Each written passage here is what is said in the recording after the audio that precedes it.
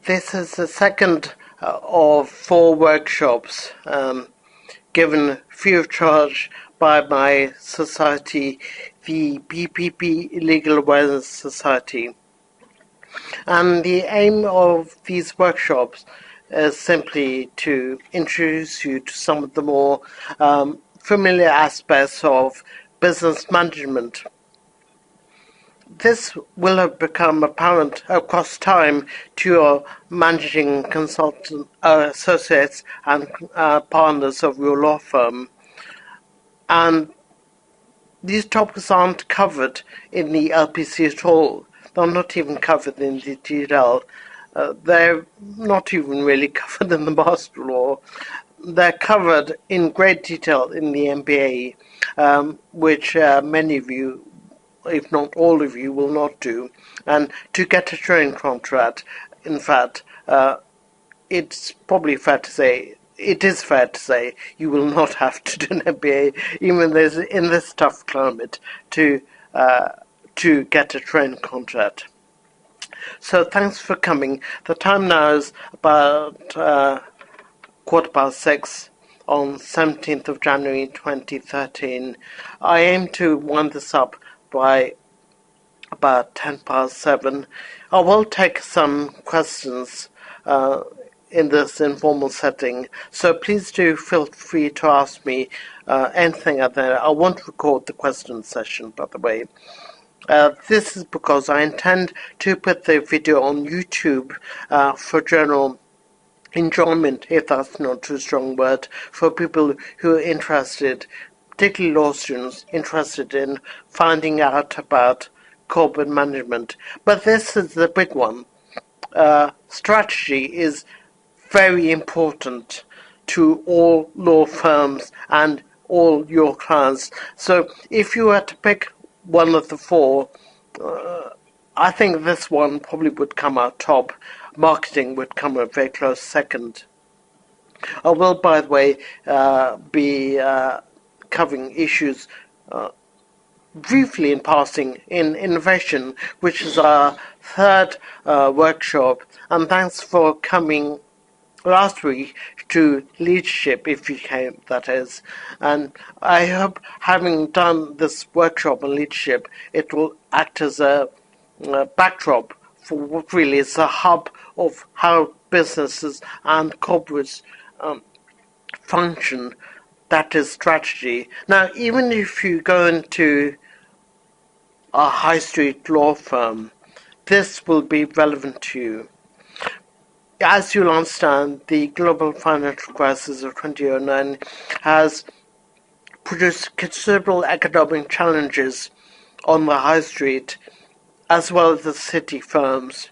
And as a matter of survival, you will need to understand how to develop a strategy, even as a junior. And possibly as a junior, you may end up knowing more about strategy than your partners in that law firm.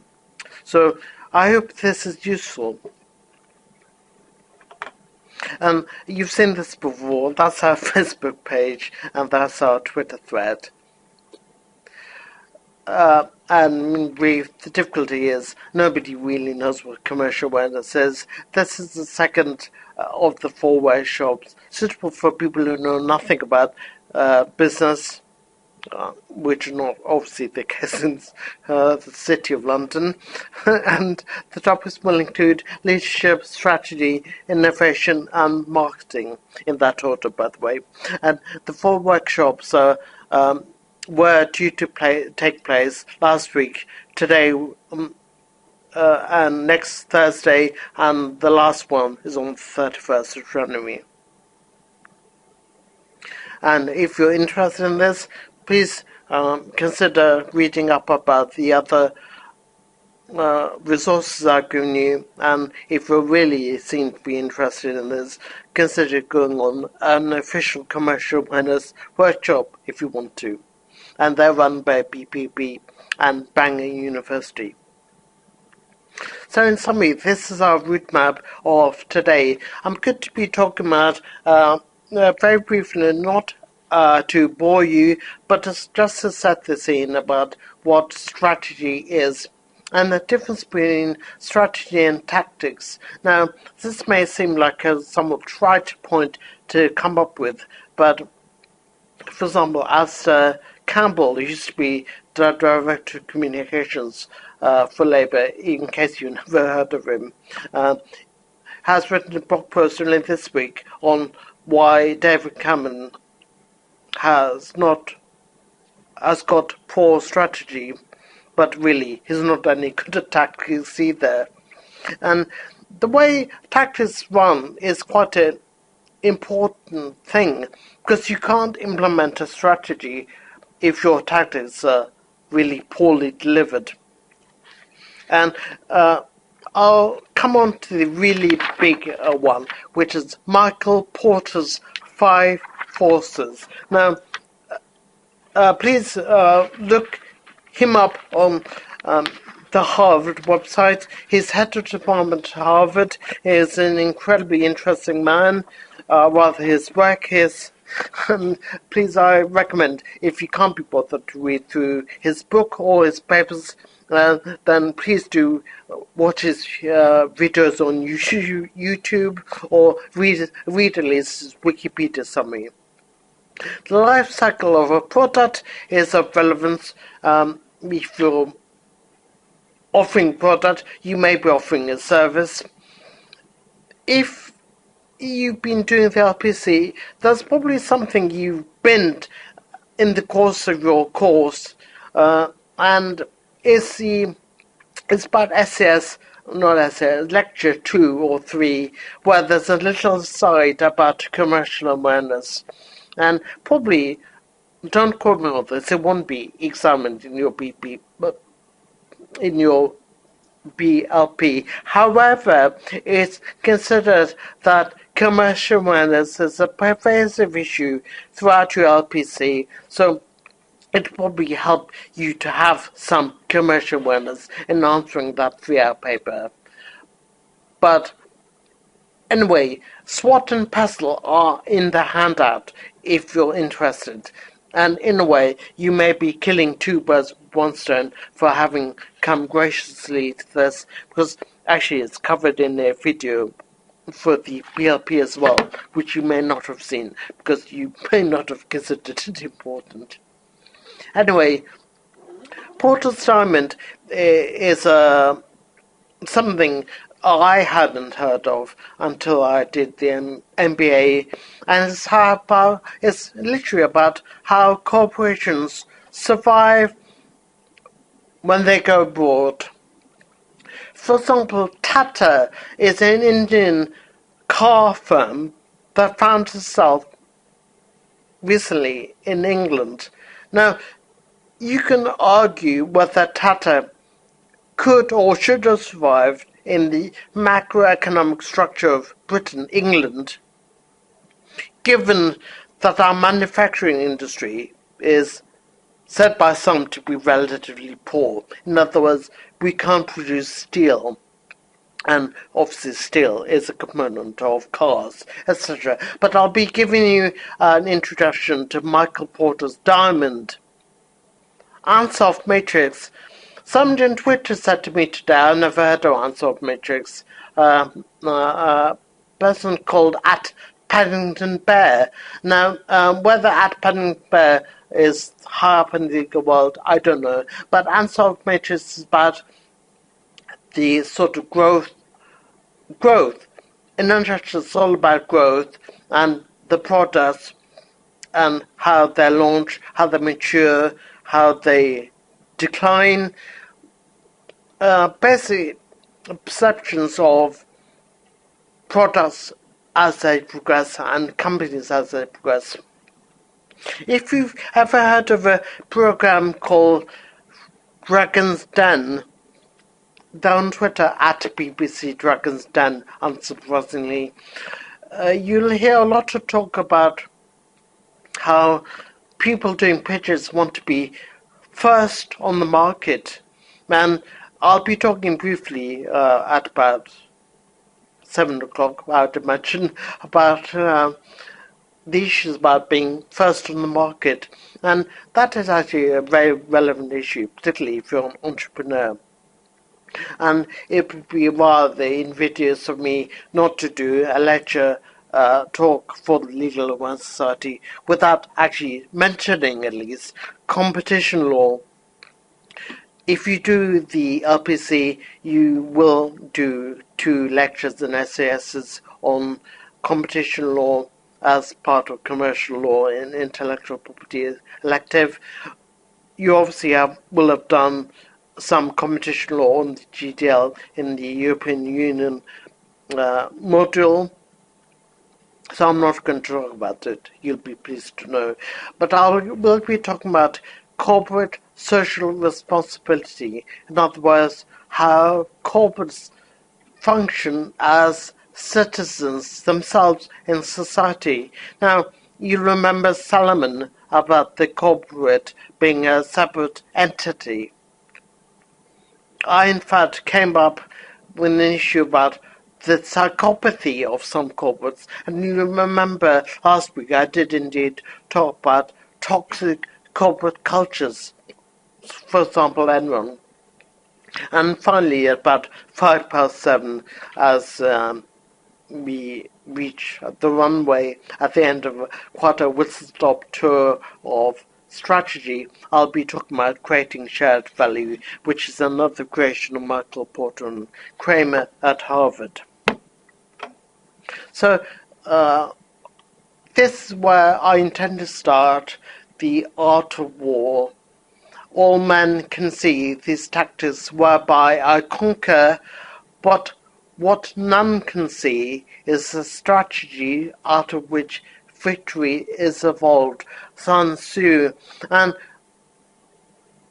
I muted on Twitter today that strategy is really more of an art than science, in that management consultants pretend to know what to do, and of course part of the skills making what they do sound concrete, evidence-based, foolproof, robust, and actually they are in a form of prediction where they could be correct, they might not be correct. And as a lawyer, you can't sit on the fence. You have to give a clear steer on the people you're advising, and the same is true from management consultants. But I'm going to talk briefly about how, in fact, strategy is not really like this. It's quite an imprecise, quite fluffy area, and not fluffy as in a cop-out area, but it is actually very complicated. Strategy and tactics. To explain to you the difference in terminology, strategic intelligence is really future-orientated. You have to make educated decisions about the future direction of a particular firm, and you'll often see on your training contract, HR bit of the website, we want lawyers to be able to anticipate or predict problems. Yeah, and of course they're right. They want lawyers to be able to see ahead what could be problems for the clients that they are advising. But tactics are very much about the here and now. In fact, there are modern computational methods for predicting things in the here and now, forecasting, rolling forecasts, obviously beyond the scope of this brief introduction. But anyway, have clear in mind there is a fairly robust separation between strategy and tactics. And not to go biological on you yet again, but the thing is, there is a parallel path with Darwinian evolution, in that organisms have 2 functions. One is survival, and the other one is adaptation. And when I come on to discuss innovation, you'll find that the most flexible law firms the ones which can adapt, the ones which are innovative, are more likely to succeed in a very harsh, threatening environment. And that is what you expect, which is why you can dislodge incumbents. And I'll talk about Clay Christensen's work at Harvard next week. Not this week, next week. Now, Siegel, Horn, and Dean have discussed what does it mean for the law. What does it mean for a law firm to have an international presence? Actually, this may seem like quite an uninspiring, erudite conversation, but one in which I was engaged in a Magic Circle law firm interview, which I wish, as many things in my life, I wish I had been engaged in. But anyway, it's an issue about why international law firms want to have offices in Bangkok or Paris or United States, New York, and it's argued in the press that law firms, to succeed, need to really have proper integration amongst their operations. They have to have a real strength of unity to project a brand which everyone knows about. Everyone does know about Lynx and Freshfields. Alan Nervy, sort of May and Clive Jones say, what is this, what do you get? But they're living now in a global market, and I'll be talking about globalization next week, if you come next week, that is. Now, there are advantages to operating big. You'll have heard of the phrase, big, too big to fail, and actually there are advantages of being big. It's argued, for example, economies of scale. Economies of scale, if you look it up on Google, is simply about how you can offer a cheaper product if you manage to operate in such a massive way.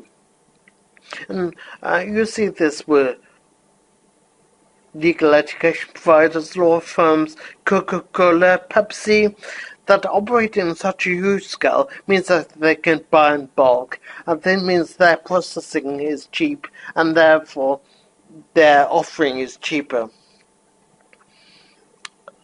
Anyway, you can read about the Siegel and Horn Dean paper, which is in your resource pack.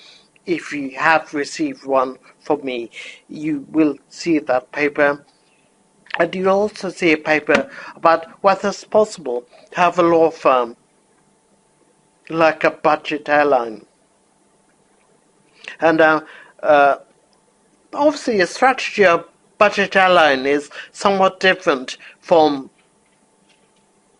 a Rolls-Royce outfit. Not mixing metaphors, but it's argued budget airlines have one class, that's budget class. But if you get into a BA plane, you may be in first class, or you may be in Santa class. Same with the train. But if you think about it, offering strategies in different classes means that you're offering different strategies for different markets. You're segmenting in the market. You may be intending to produce a different type of product, maybe less nice food, and maybe the film on your on flight movie is not as good, but it means that you can maybe offer a cheaper price and the luxury is less. And in fact, there's been some interest in which high streets have gone bust now, or rather, to be precise, are going into administration. As law students, you'll be aware of the difference.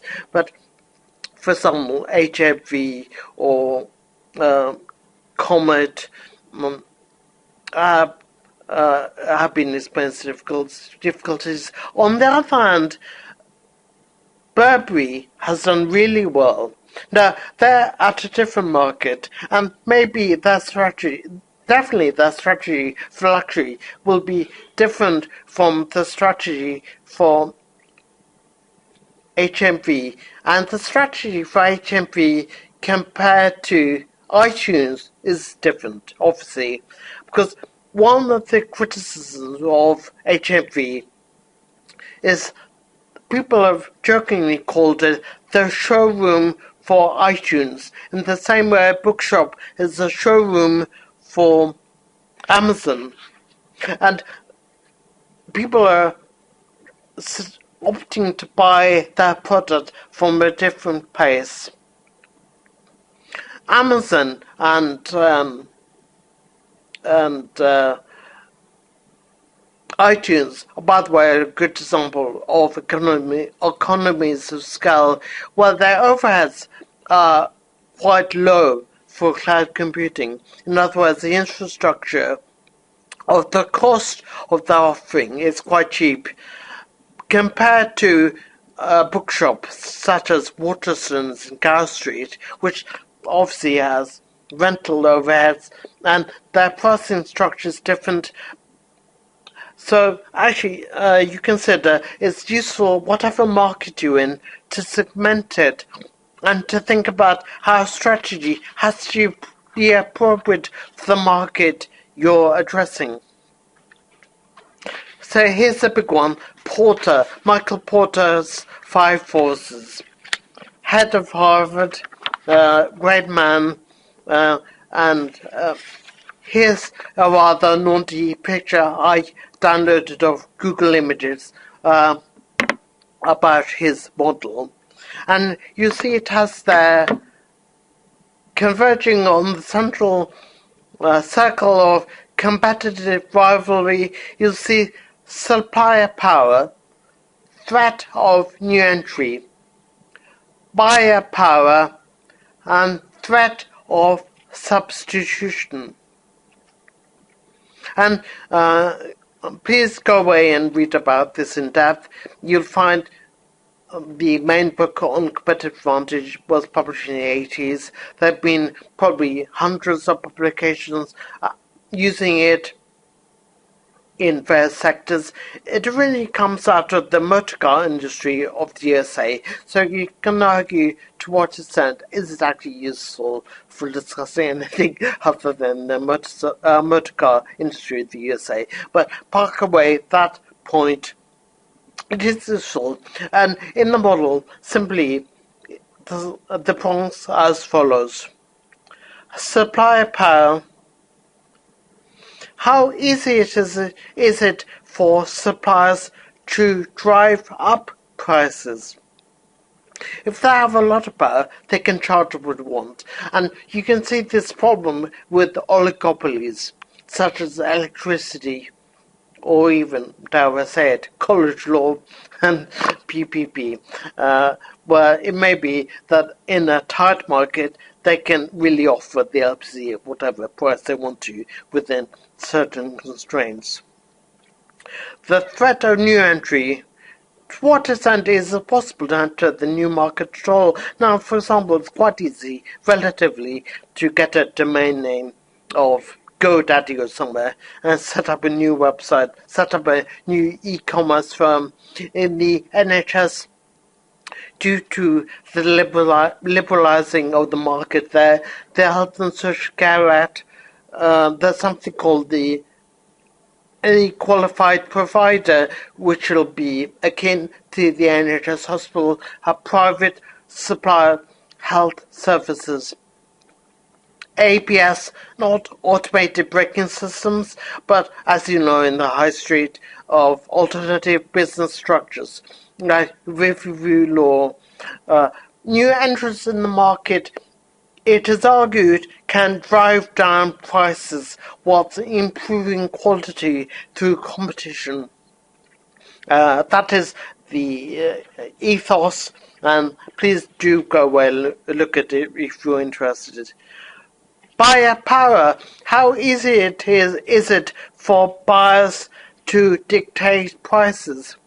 Well, you can argue that law students really don't have much of a say how much they want to pay for the legal practice course. That is assumed they're paying at all. Threat of substitution. how unique is the offering at all?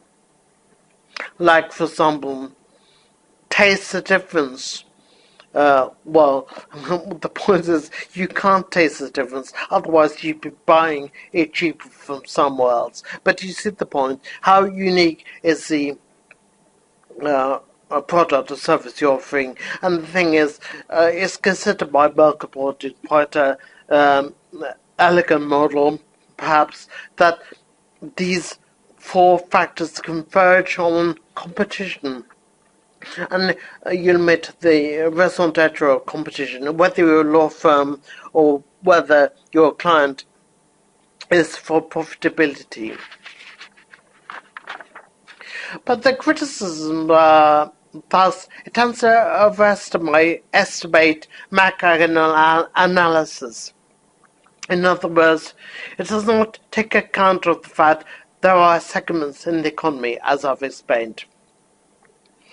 It oversimplifies supply chains. In other words, how you get from supplier to customer, and that can be obviously a bit too simplistic, and there could be lots of problems in each level of that chain and distribution, which means that certain companies aren't as competitive as they think they are.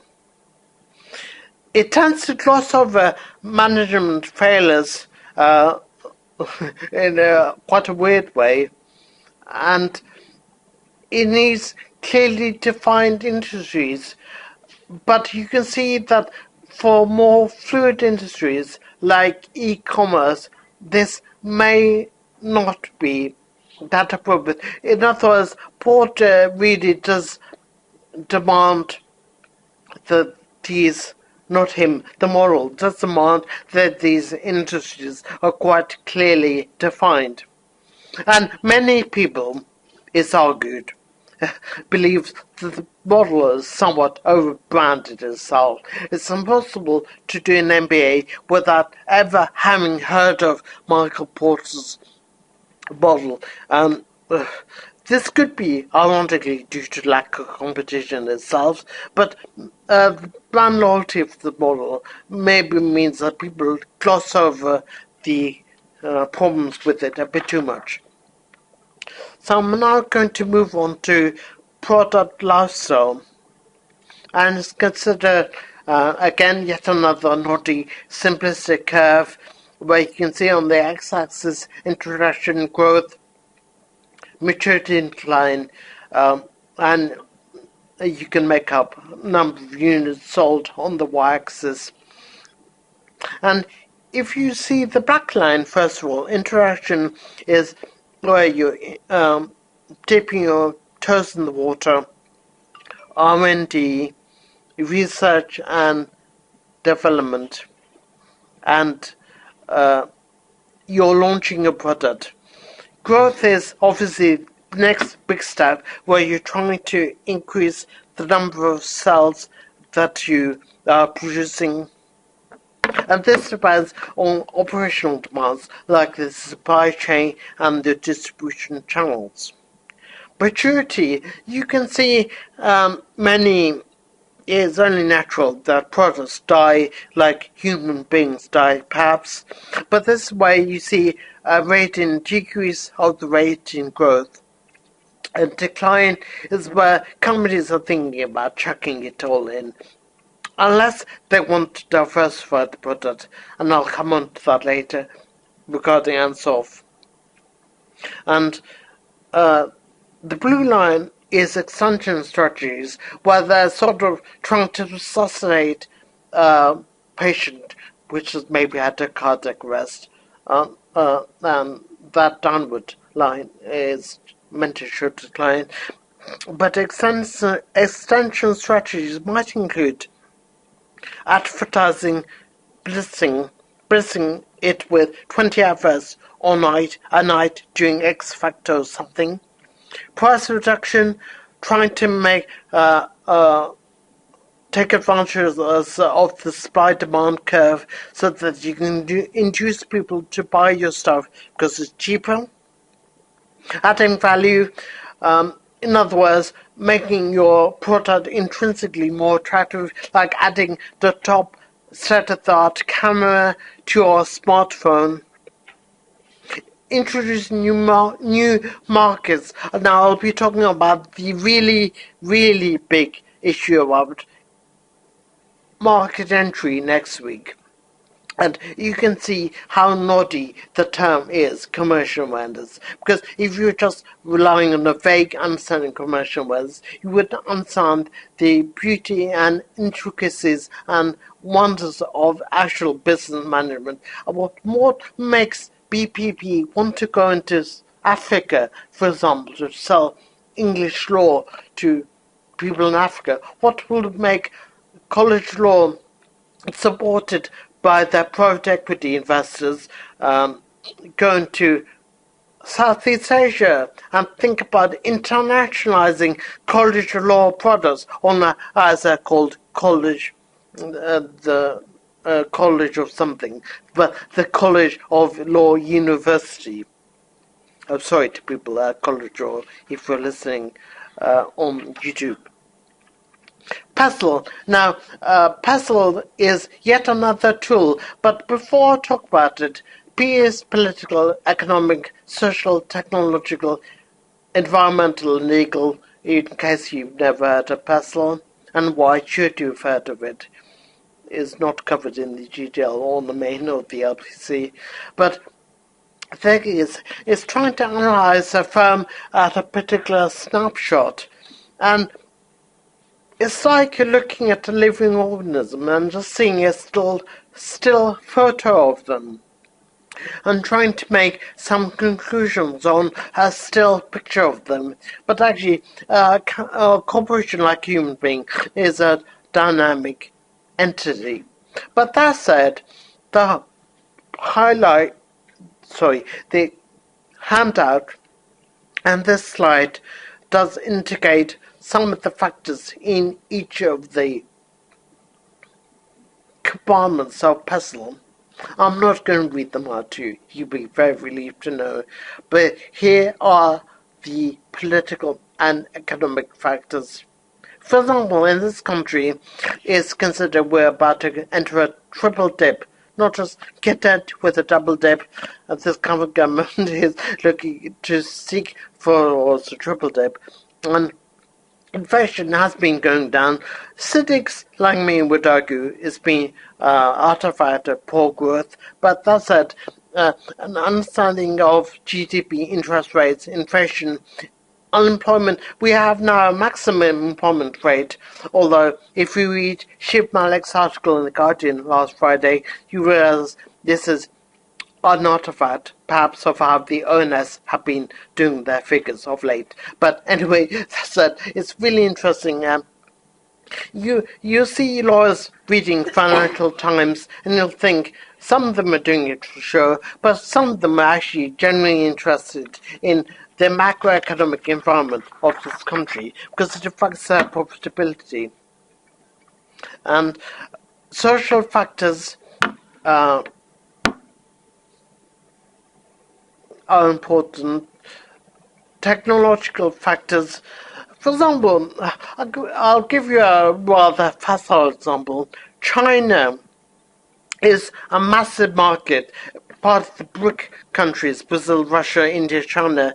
Part of the reason that it's difficult to penetrate China as a market is broadband coverage within China.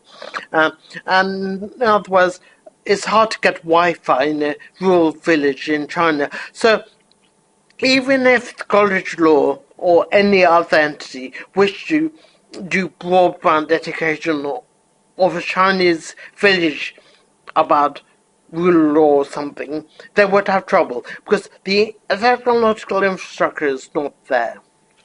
So anyway, yet, and please read about it if at this precise second China has the best broadband in the world.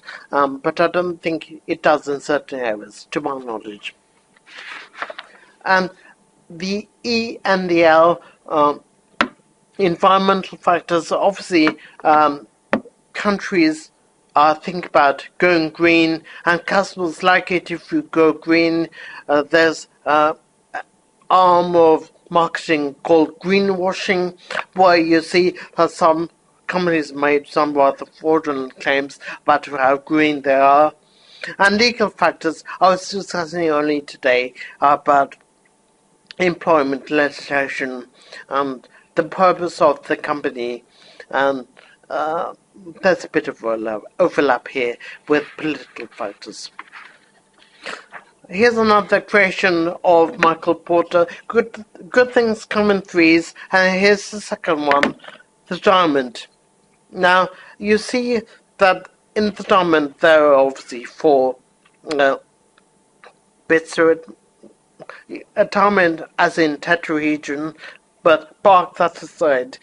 The factor conditions, things like how highly skilled your workforce is, how easy it is to get hold of raw materials. Very difficult in places. If you're doing a car plant and you shut down your local coal mine or steel. But moving on, demand. How big is the demand for your product?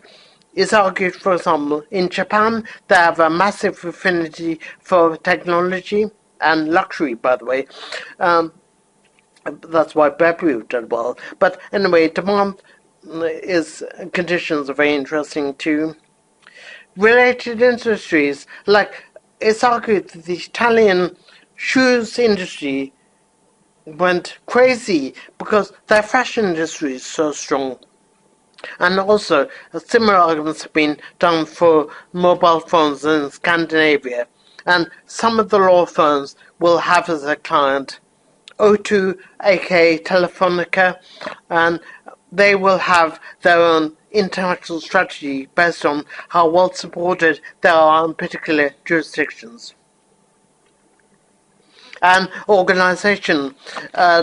I really don't have time to this, but this is all to do with corporate governance, how easy it is to fleece your workers and create a big profit, etc. But it really broadens the scope of this brief introduction.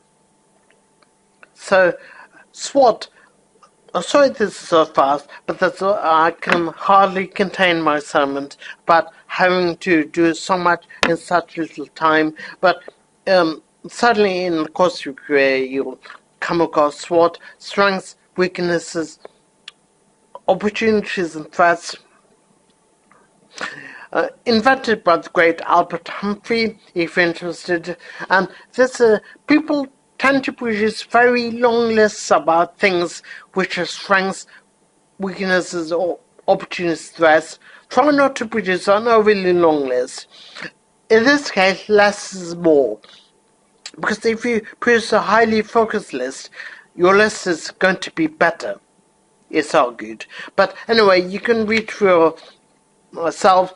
I'm not going to read them out. Here are the strengths, the weaknesses. So, if you're watching this on YouTube, I strongly suggest you to go back a bit and do piece of fame. Opportunities. And here you should be thinking about how to turn your strengths and opportunities, weaknesses into opportunities. In other words, not see them in isolation.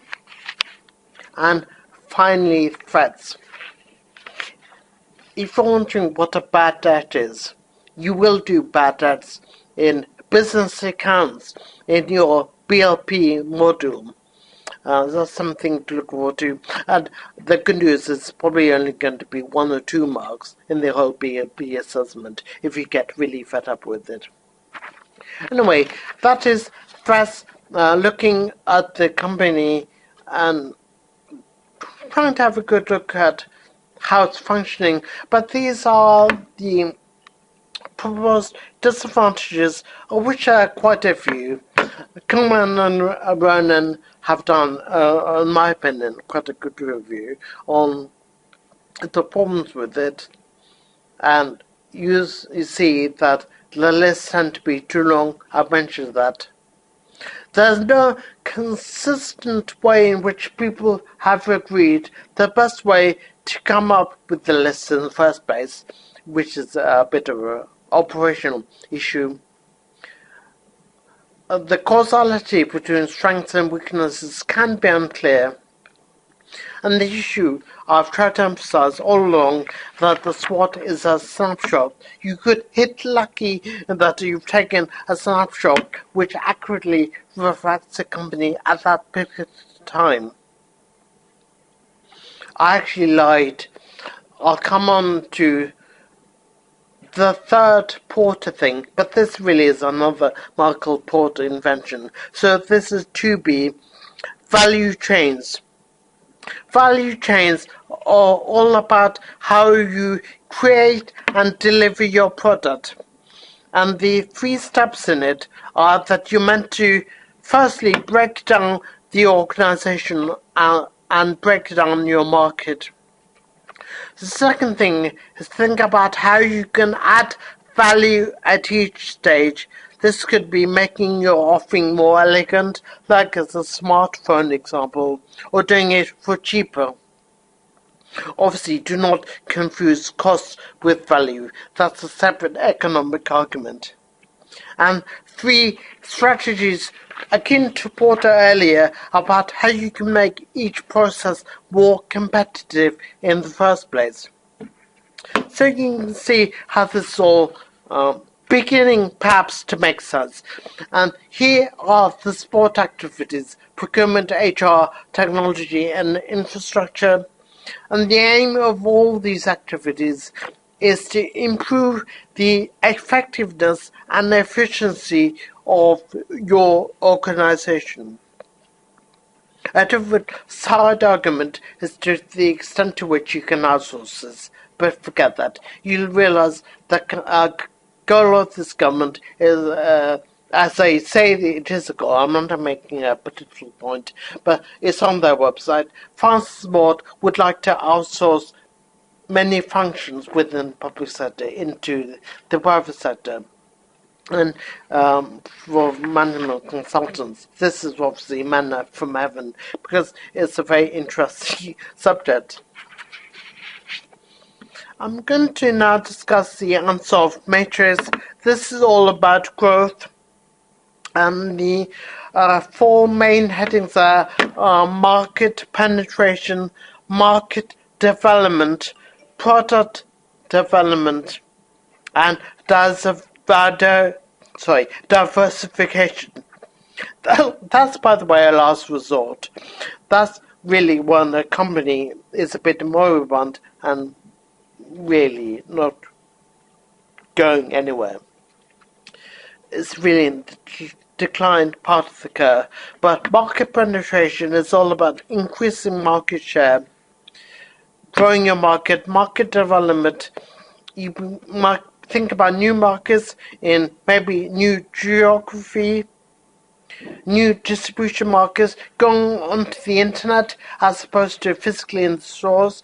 Why did Woolworths and H-E-B fall in trouble compared to iTunes, for example? Product development, I'm going to talk about that in a moment actually, and diversification.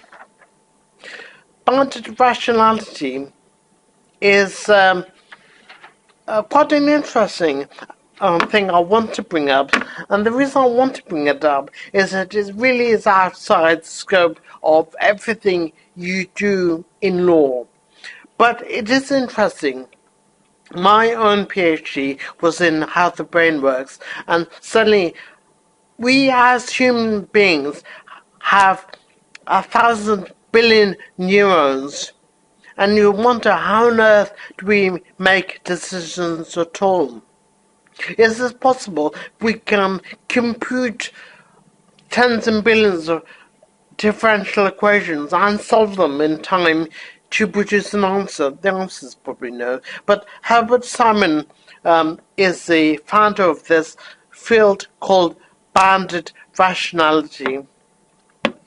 And he talks about scissors. The 2 blades of the scissors are the cognitive constraints of a company, how much information they have about the environment.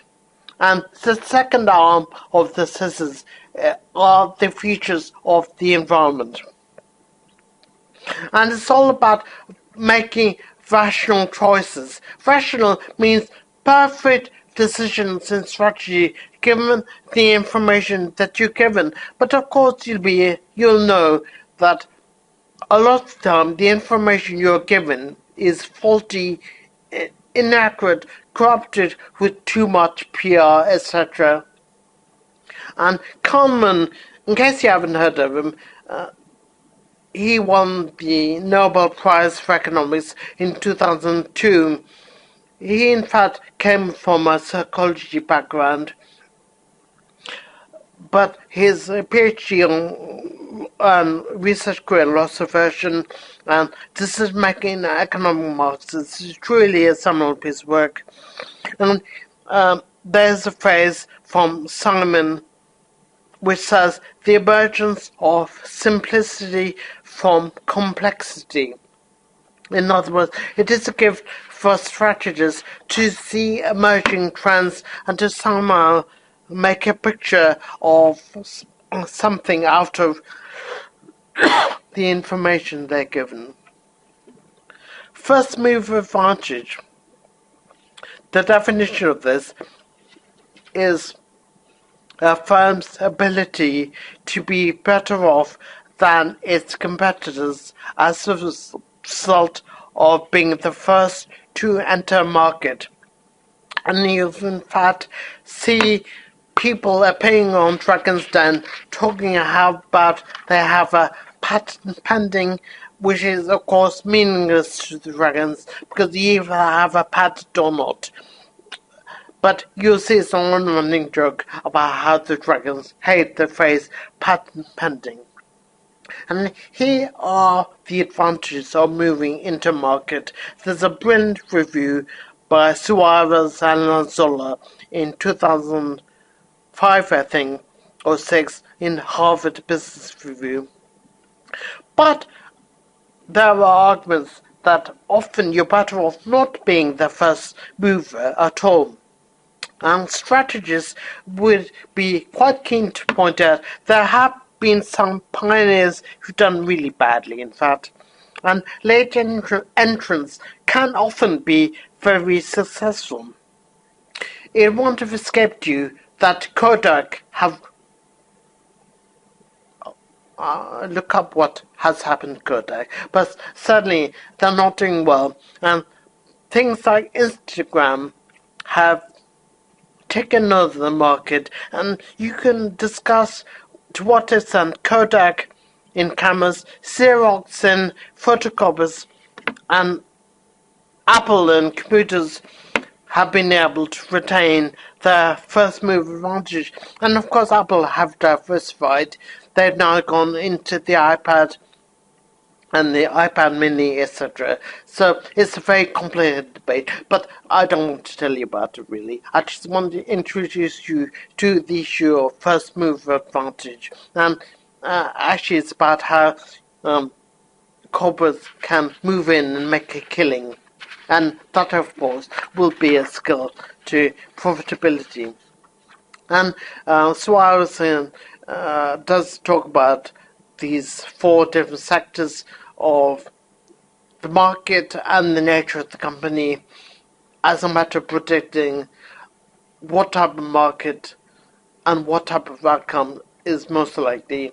But if you look up the paper, you see that diagram, and the whole article is about these 4 quadrants, by the way. I'm not going to talk about competition law, but for you to bear in mind, the Solicitors Regulation Authority and the Bar Standards Board do want you to know about it. Corporate social responsibility. There is thought by Michael Porter, and this is the third thing, at least Porter's done, about the 4 justifications for CEO S.R. Porter & Kramer, 2006. Harvard Business Review. Please go and read the paper in the resource pack if you haven't done so. If you want to. Moral application about doing the right thing. Sustainability. Showing stewardship in the environment and community. License to operate. Fitness to operate. You shouldn't have fitness if you yourself have done dodgy things and you need permission from the government state to have permission to operate. Obviously, if you're a bank and you have a scandal and you can't, like money laundering, it's a disaster if you get your license taken away from you. And one is reputational. For example, ethical banking is a good way in which some banks have boosted their CSR to enter a new market because customers like it. And here's a long, I'm not going to subject you to my dysarthria disability, but really get out to you. Otherwise, we'd be here for hours. But anyway, this phrase is simply to contextualize the company as a corporate citizen. In other words, it's impossible for a corporate to function without an understanding that fact is dependent on the rest of society. And if you're interested in politics, all political parties do see the need for some form of responsible capitalism. And I did explain early in PESTLE how the legal framework is important. Also, the P here is for political. So it's actually very important for you to have this at the back of your mind. Not unless you are in a position to make a decision for your firm one day. So in total, I'm sorry I've gone a bit over time by 2 minutes, but the summary is as follows. Before I turn the microphone off, thanks very much for listening for 55 minutes. I know it probably seems longer, I'm sorry, about strategy, the big one for certainly the MBA and in real life for corporates and their law firms. I've introduced you to Porter's 5 forces, the product lifecycle, some tools for taking snapshots of the performance of a company, including SWOT and PESTLE. Porter's Diamond, many of you will, believe it or not, end up with an international training contract, and it'll be of interest to you one day how some corporates enter markets others don't. I'll be covering more of that next week. Not next week. 2 weeks' time in marketing. The unsolved matrix about growth. First move advantage. Remember the Dragon's Den issue about how you want to be first into market and clean up. Which in a sense may be what Riverview Law are doing by being the first of the market of clearing up with an alternative business model for the benefit of consumers and law and the rest of society. Many people go into a legal course thinking that they're doing something which is of value to the rest of society, and it's been of interest why lawyers in their training tend to become disgruntled and lose his idealistic focus. But actually, for the law firm, including the Magic Silver Circle, who are really making quite a big amount of money in revenue, they all have a very keen eye on the ball of corporate social responsibility type of attention to detail, spelled wrong, responsibility, and creating shared value. Now, what I'm going to do is turn the microphone off. We spent 5 minutes probably incomprehensibly, but hopefully I've given you an introduction to the field of strategy in a less naughty way than a law firm interviewing you would expect. But anyway, I hope it's been useful, and next week I'll be going into innovation, which interests me a lot. But anyway, thank you.